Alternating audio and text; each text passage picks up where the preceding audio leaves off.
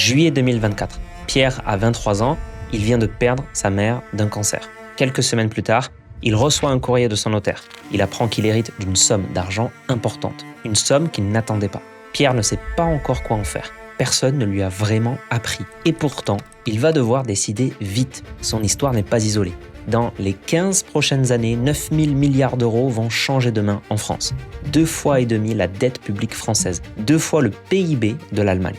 C'est le plus grand transfert de richesse que ce pays ait jamais connu. Mais derrière ce chiffre, une question nous concerne tous. Cet argent, le verrez-vous vraiment arriver jusqu'à vous ou fondre en cours de route? Pour comprendre ce qui fait la différence, on va suivre Pierre qui a décidé de m'en parler tout au long de cette vidéo.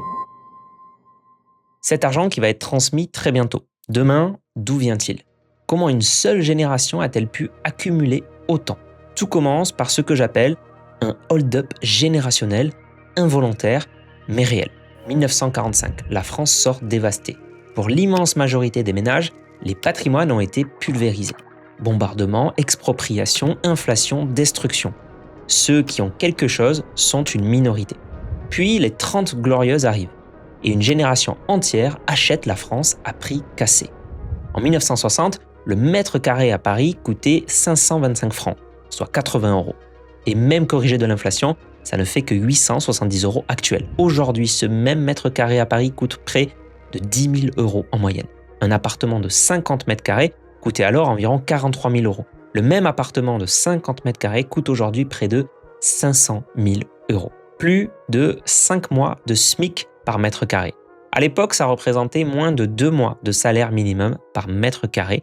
On appelait ça le SMIG, l'ancêtre du SMIC. C'est ça le hold-up générationnel involontaire. Avant, quelques années de travail suffisaient à s'offrir un toit. Aujourd'hui, une vie entière de labeur n'y suffit parfois même plus. Et ce patrimoine accumulé pendant les 30 glorieuses s'est transformé en quelque chose de colossal. Fin 2024, le patrimoine des ménages français s'établit à 14 953 milliards d'euros. 14 953 milliards. Prenez le temps de laisser ce chiffre s'installer. Parce qu'aujourd'hui, 60% du patrimoine en France est d'origine héritée, contre 35% au début des années 1970. Pour comprendre à quel point c'est une rupture historique, regardez ce graphique. Aux alentours des années 1950, les transmissions successorales étaient tombées à 5% du PIB français. En 2021, 15%. Le patrimoine qui change de main a été multiplié par 3 en seulement 70 ans. Ce que ça signifie concrètement, votre patrimoine de demain dépend bien plus de ce que vos parents possèdent aujourd'hui que de ce que vous gagnez vous-même. Le patrimoine ne se construit plus autant, il se transmet. Et il se concentre dans les mains d'une seule génération. Ces 14 953 milliards sont massivement détenus par les boomers, nés entre 1946 et 1964. La plupart ont aujourd'hui passé les 60 ans et les aînés approchent des 80 et arrivent progressivement en fin de vie. Le flux successoral annuel, c'est-à-dire la somme totale des héritages et des donations chaque année, passera d'environ 464 milliards d'euros en 2025 à 677 milliards en 2040, soit de 16% à plus de 20% du PIB. Entre aujourd'hui et 2040, ce sera ainsi plus de 9 000 milliards d'euros qui vont changer de main. On peut alors se poser la question, qui va réellement en profiter? Vous, l'État ou quelqu'un d'autre? Alors avant de répondre, il faut comprendre quelque chose d'essentiel sur cette génération, si souvent caricaturée. On a tendance à les voir comme une génération qui s'est gavée, qui a profité du système, qui nous laisse les factures. La réalité est vraiment plus nuancée. Ils ont simplement profité d'un système taillé pour eux, à cette époque, une retraite avantageuse, une démographie favorable, une croissance forte, un immobilier encore accessible. Prenez la retraite par répartition aujourd'hui en France. Elle a été conçue dans les années 40 pour une France jeune, avec beaucoup d'actifs pour peu de retraités. Aujourd'hui, les équilibres démographiques ont complètement changé et les générations suivantes payent le prix fort. Ils n'ont pas triché, ils étaient juste au bon endroit, au bon moment. À l'époque où ils travaillaient, il y avait plus de 4 actifs pour financer chaque retraité. Aujourd'hui, on est tombé à 1,39 actifs par retraité. Alors oui, ils ont pu accumuler sans avoir à puiser dans leur patrimoine, et ce patrimoine intact, il va changer demain. Et c'est là que l'histoire de Pierre, membre de notre programme de formation LBD, prend tout son sens. À 23 ans, il perd sa mère, un deuil, une rupture brutale. Quelques semaines plus tard, au milieu de tout ça, il apprend qu'il hérite du double d'un montant que seuls 15% des héritages français dépassent. Le montant exact, on en parle juste après. Et cette histoire va vous montrer exactement ce qu'il faut faire, et surtout ce qu'il ne faut pas faire quand une somme importante arrive dans votre vie. Que ce soit un héritage, une prime, une vente immobilière, une donation. Ça arrive plus souvent qu'on ne le croit. Et encore lui, il reçoit cette très grosse somme à 23 ans. Une exception absolue. Ces 9000 milliards, alors, dans les poches de qui vont-ils finir? On imagine une pluie d'argent qui arrose tout le monde. En réalité, elle ne tombe que sur une poignée de gens. Tous les autres restent au sec. Parce que ce patrimoine est déjà ultra concentré. Aujourd'hui, les 10% des ménages les mieux dotés possèdent 48% du patrimoine total en France. Et la moitié la moins dotée des Français, elle se partage 7%. Autrement dit, la moitié des Français se partagent des miettes pendant que 10% ont 50% du patrimoine. D'ailleurs, 85% des héritages reçus en France sont inférieurs de 100 000 euros et même 60% sous les 30 000. Et selon la situation familiale, ces sommes présentent certains avantages fiscaux ou au contraire de très lourdes taxes. On verra tout ça ensemble un peu plus tard. La richesse, elle, est concentrée chez les plus âgés. Si vous avez moins de 30 ans aujourd'hui, la moitié des gens possèdent moins de 26 100 euros, l'autre moitié plus. Celui d'un ménage de 70 ans ou plus, c'est près de 10 fois plus. 247 600 euros de patrimoine médian. 50% en possèdent moins, 50% plus. Ce qui veut dire que ce patrimoine concentré vraiment chez les ménages âgés va descendre vers des héritiers qui souvent sont déjà les mieux lotis. Les riches vont transmettre plutôt aux futurs riches et l'écart va se creuser. Donc l'héritage dans sa réalité statistique, c'est souvent très peu, parfois rien du tout, et seulement pour une minorité, ça va changer une vie. Mais il y a un autre problème. Tout le monde n'hérite pas, mais ceux qui héritent accumulent une avance que le travail ne peut plus rattraper, surtout quand l'héritage est préparé. C'est une réalité aujourd'hui en France, et elle peut sembler injuste. Vous pouvez travailler dur toute votre vie, épargner, bien faire les choses, et rester malgré tout derrière quelqu'un qui, lui, n'aura qu'à hériter. C'est vertigineux et c'est profondément décourageant. Heureusement, c'est pas une fatalité. Sans héritage, il est aussi possible de faire fructifier son épargne, d'investir intelligemment, de profiter des intérêts composés et de se créer un vrai patrimoine. Chaque année qui passe sans agir, c'est une année de moins pour que les intérêts composés travaillent pour vous. Chaque année compte. La seule variable que vous maîtrisez vraiment, c'est ce que vous faites aujourd'hui de votre épargne. Et Pierre, lui, a été forcé de se poser cette question beaucoup plus tôt que la plupart d'entre nous. Je vous avais promis de vous révéler le montant exact de son héritage. Le voici. Comment t'as appris que tu recevais 200 000 euros d'héritage? Comment ça s'est passé? À seulement 23 ans, quand 6 héritages sur 10 en France ne dépassent pas 30 000 euros. Et évidemment, derrière ces héritages, ce sont les parents qui ont travaillé, qui ont fait des sacrifices, qui ont mis de côté, qui ont préparé parfois aussi leur transmission de patrimoine pour leurs enfants. Et derrière, c'est leur volonté finalement. Et donc, Pierre, on le verra, a vraiment pris cet héritage aussi comme une certaine responsabilité de ne pas faire n'importe quoi de l'argent de sa maman. Il a pris vraiment le temps de se former, de bien faire les choses pour pas faire n'importe quoi. Et tout ça dans ce moment extrêmement difficile et douloureux. Parce qu'il ne faut pas sous-estimer ce point. Personne ne pense vraiment à ce qu'il ferait si une grosse somme lui tombait dans les mains du jour au lendemain. On s'imagine que ça n'arrivera pas, que nos parents sont éternels, qu'on a le temps, jusqu'au jour où c'est une réalité et les conséquences peuvent être lourdes, tant d'un point de vue émotionnel que financier. Parce qu'il faut réagir vite, sans paniquer, sans se faire ponctionner par l'État, on va le voir, avec des connaissances qu'on ne nous apprend pas à l'école. Tout ça aussi en essayant de garder une certaine paix des familles. On voit beaucoup d'héritages très très mal se passer, surtout quand rien n'a été anticipé et divisé et complètement périclité des familles qui étaient pourtant très soudées. Mais ce n'est pas le seul problème. Admettons que vous fassiez partie de ceux qui hériteront d'un montant significatif. Il reste encore une variable. À quel âge allez-vous recevoir cet argent? Parce que hériter à 30 ans ou hériter à 60 ans, c'est pas du tout le même héritage. En 1980, on héritait en moyenne à 43 ans. Aujourd'hui, cet âge est d'environ 52 ans. Pierre, lui, a hérité à 23 ans et ça change absolument tout. Parce qu'à 23 ans, un héritage peut devenir un vrai tremplin. Les moyens d'investir, d'entreprendre, de prendre des risques utiles et rémunérateurs sur 20, 30, 40 ans. À 52 ans, c'est une autre histoire. À 52 ans ou plus, la résidence principale est parfois déjà remboursée, les enfants ont parfois déjà quitté le foyer, la retraite approche.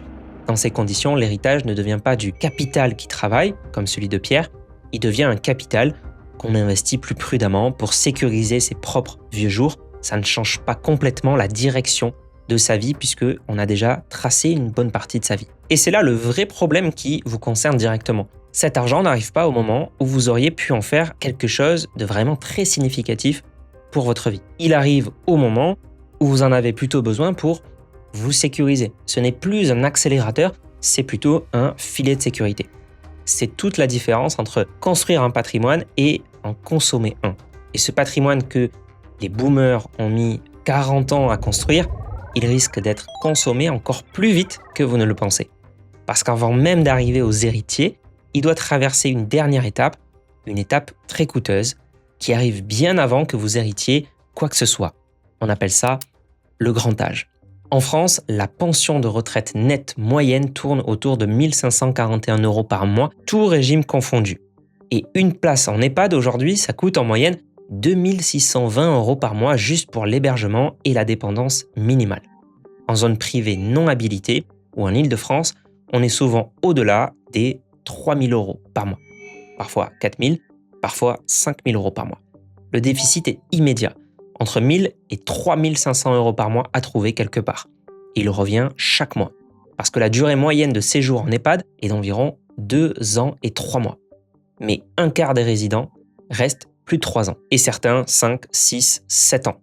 Prenons un exemple concret, mais représentatif de ce que je vois régulièrement dans mon métier de conseiller en gestion de patrimoine. Une famille, les parents ont bien travaillé toute leur vie, ils ont accumulé un patrimoine de 350 000 €, principalement leur résidence principale et une assurance vie. Les 2 enfants s'attendent à hériter d'une somme significative un jour. Le père décède, la mère entre en EHPAD à 84 ans, établissement privé, bien situé, 3 000 € par mois. Sa pension de retraite, 1 400 € net, déficit mensuel, 2 400. 4 ans plus tard, elle s'éteint à son tour. Coût total de la dépendance, environ 115 000 €, prélevés directement sur l'assurance vie et les liquidités. Il reste alors 235 000 € à transmettre aux 2 enfants, au lieu des 350 000 anticipés, soit près d'un tiers du patrimoine consommé par la dépendance en 4 ans.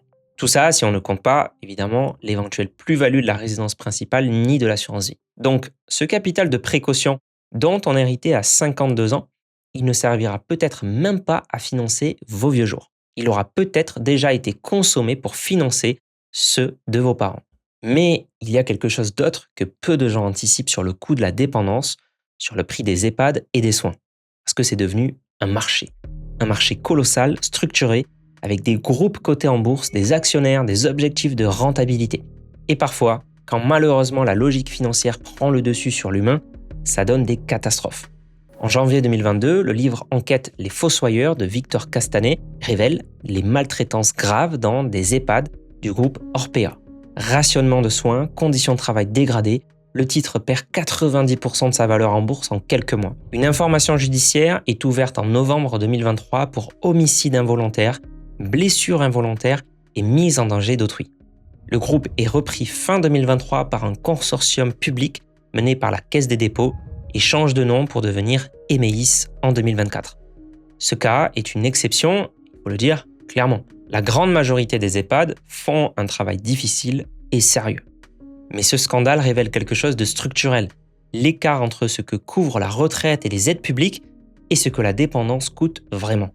Ça reste à charge, il est prélevé sur le patrimoine de la famille, sur l'épargne de vos parents, donc sur ce dont vous auriez hérité. Et au-delà du coût de la dépendance, il y a une autre réalité, la génération sandwich. Vous avez entre 45 et 60 ans. Vos enfants peinent à trouver un emploi stable et en même temps, vos parents vieillissent, perdent progressivement leur autonomie. Vous aidez les deux simultanément, émotionnellement, concrètement dans le quotidien, les courses, les rendez-vous médicaux, les démarches, mais aussi financièrement. Et ils sont déjà des millions dans ce cas. 9,3 millions d'aidants en France. Au moment où un héritage pourrait vous soulager, vous êtes souvent pris en étau, parents à charge d'un côté, enfants pas encore autonomes de l'autre. Et tout se joue dans l'anticipation. Pierre, lui, a eu de la chance. Ses parents avaient préparé la transmission. Mais je vois surtout l'autre cas, des familles où personne n'a rien anticipé, souvent par évitement, par manque de connaissances, parce que anticiper sa succession, finalement, quelque part, c'est regarder la mort en face, celle de ses parents, la sienne, et ça, personne n'a envie de le faire un dimanche après-midi. Alors on reporte, on se dit, on verra plus tard, on a le temps, c'est pas urgent. Jusqu'au jour où c'est urgent, où il est trop tard déjà pour optimiser quoi que ce soit, et où un invité que vous préfériez ne pas voir s'installe à la table. Cet invité, vous le connaissez, c'est l'État. Attention, pas l'État qui verse les pensions ou qui intervient en cas de crise, non, l'État fiscal, celui qui attend patiemment que le patrimoine change de main pour prendre sa part. Et pour comprendre comment il fonctionne, il faut connaître les règles du jeu. Commençons par les règles de base. Entre conjoints mariés ou pacsés, 0% de droit de succession. Le survivant ne paie rien, c'est l'exonération totale mise en place depuis la loi TEPA de 2007. Mais attention, si vous êtes pacsé, ce 0% ne joue que si vous avez fait un testament. Sans testament, votre partenaire de Pacs n'hérite de rien. Aux yeux de la loi, vous êtes des étrangers l'un pour l'autre. Ensuite, en ligne directe, entre parents et enfants. Chaque parent peut transmettre jusqu'à 100 000 euros à chaque enfant sans aucun impôt. Cet abattement est renouvelable tous les 15 ans. Au-delà de ces 100 000 euros, un barème progressif s'applique de 5% à 45%.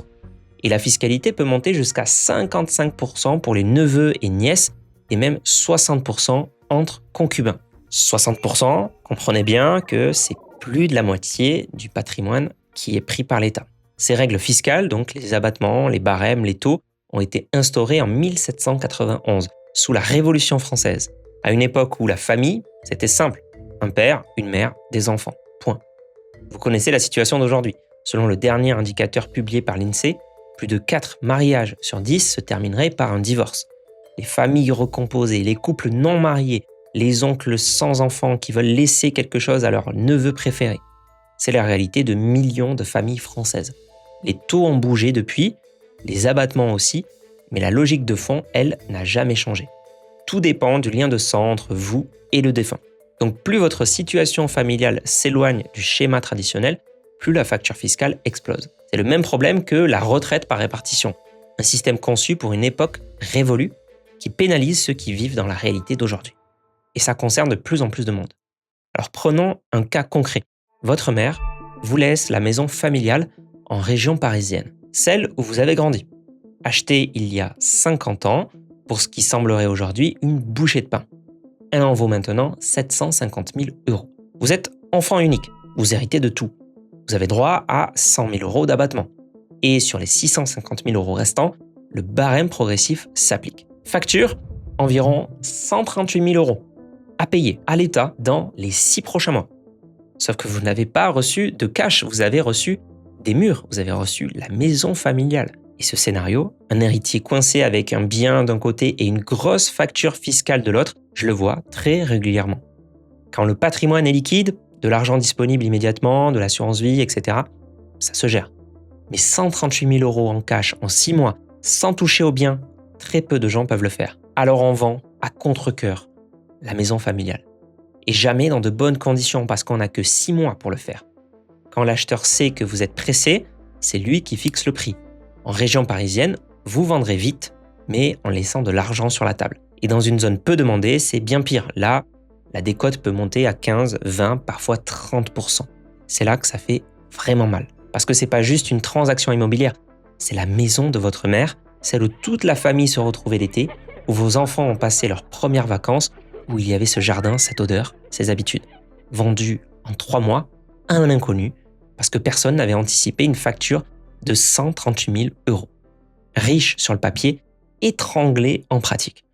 Alors voici la bonne nouvelle, et elle est vraie. La France n'est pas un enfer fiscal pour la transmission.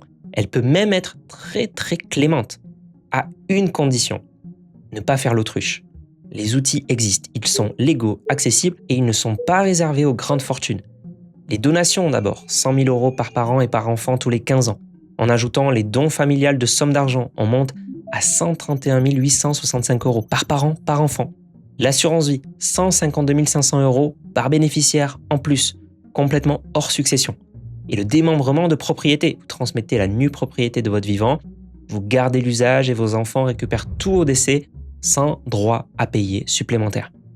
Alors je ne vais pas tout détailler ici, ce n'est pas le sujet de sa vidéo, c'est un sujet éminemment complexe qui demande une analyse personnelle de chaque situation. Et surtout, il faut tout combiner dans le bon ordre, au bon moment et en fonction de votre situation familiale.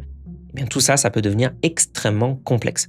Donc, c'est précisément le type de décision sur lesquelles nous accompagnons nos clients chez S'Investir Conseil. Leur point commun, ce n'est pas seulement l'économie d'impôt, c'est le contrôle. Anticiper, c'est décider soi-même quand, combien et à qui. Sinon, c'est la loi qui prendra sa part et qui décidera pour vous. Un dernier point qui prend 10 minutes. Sur votre assurance vie, tout repose sur la clause bénéficiaire. Mal rédigée ou jamais mise à jour après un divorce, le capital part à la mauvaise personne. Au décès, impossible de corriger. Donc, relisez la vôtre ou faites-la expertiser. La différence entre une transmission réussie et un désastre fiscal, dans mon expérience, c'est rarement une question d'argent, c'est une question d'anticipation et d'accompagnement. J'en parlais d'ailleurs avec Pierre. Il y a vraiment matière à transmettre plus de 1 million d'euros de capital à ses enfants pour un couple avec 2 enfants, sans droit de succession. Alors, est-ce que ça s'applique à votre situation ? Peut-être, peut-être pas. Ça dépend de votre patrimoine, de votre structure familiale, de votre âge, de vos objectifs, de votre situation. Pierre a hérité de 200 000 euros à 23 ans sans vraiment savoir quoi en faire.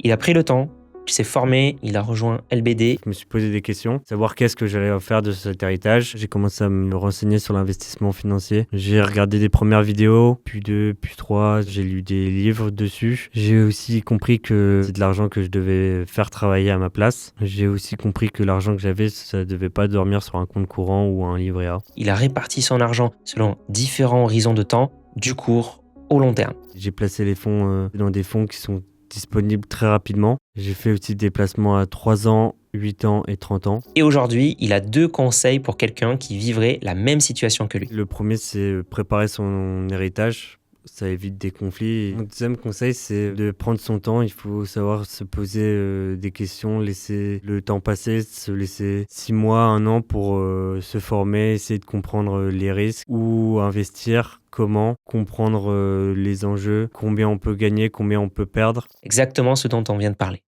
Alors, imaginez si vous n'avez pas eu cette chance. Donc, si vous souhaitez vous aussi reprendre réellement votre argent et vos investissements en main, j'ai construit 2 façons de vous accompagner. La première, c'est LBD. C'est notre programme complet pour apprendre à investir par vous-même de façon simple, structurée, concrète. Vous y apprenez à construire votre stratégie, à choisir les meilleurs investissements et à piloter votre patrimoine en autonomie sans dépendre de conseils pris au hasard ou par un banquier qui n'a pas les mêmes intérêts que vous. L'objectif n'est pas de vous transformer en trader ni de vous faire passer vos journées devant les marchés, c'est juste de vous permettre de comprendre ce que vous faites, de gérer vos investissements en quelques minutes par mois avec une méthode claire et d'enfin faire travailler votre argent pour vous et pas pour d'autres. C'est notamment le parcours qu'a choisi Pierre après avoir reçu son héritage. La deuxième possibilité, c'est S'Investir Conseil. Si vous avez au moins 100 000 euros à investir, à anticiper, à optimiser et que vous préférez être accompagné, notre équipe construit avec vous une stratégie patrimoniale globale. Investissement, fiscalité, retraite, transmission, protection de votre famille. Nous travaillons en architecture ouverte avec une transparence totale sur les frais et sur notre rémunération afin de sélectionner les solutions les plus adaptées à votre situation et non les produits imposés par une banque ou un assureur. Donc que vous souhaitiez devenir autonome avec LBD ou être accompagné par S'Investir Conseil, vous pouvez réserver un appel avec notre équipe grâce au premier lien dans la description. Nous pourrons donc en discuter ensemble et vous aiguiller au mieux. On fera le point sur votre situation et on pourra vous orienter vers la solution la plus adaptée. Que vous héritiez un jour ou non, attendre un patrimoine qui arrivera peut-être trop tard, déjà grignoté par la dépendance ou par la fiscalité, n'est pas une stratégie. La seule véritable solution, c'est de commencer à construire le vôtre, brique par brique, en choisissant les bons actifs, en maîtrisant votre fiscalité et surtout en comprenant réellement ce que vous faites de votre argent et où cet argent ira. Pierre l'a parfaitement résumé, c'est pas le montant qu'il a reçu qui changera sa vie, c'est ce qu'il décidera d'en faire. Un héritage, qui soit petit ou grand, il va rarement changer radicalement ta vie, mais il peut changer ta vie par les choix que tu vas faire. Et c'est aussi vrai pour vous. J'espère que cette vidéo vous a plu. C'est un sujet très important de société qui va arriver très prochainement. Puis dites-nous en commentaire, vous, ce que vous avez fait pour anticiper, pour prévoir tout ça pour vos parents ou même vos grands-parents. Je vois aussi beaucoup d'enfants ou de petits-enfants aider leurs parents ou leurs grands-parents pour les aiguiller au mieux. On leur a jamais expliqué tout ça. Donc s'ils ne sont pas accompagnés, ça peut vraiment être une catastrophe financière, familiale. Voilà, c'était Mathieu de la chaîne S'investir et on se dit à la prochaine.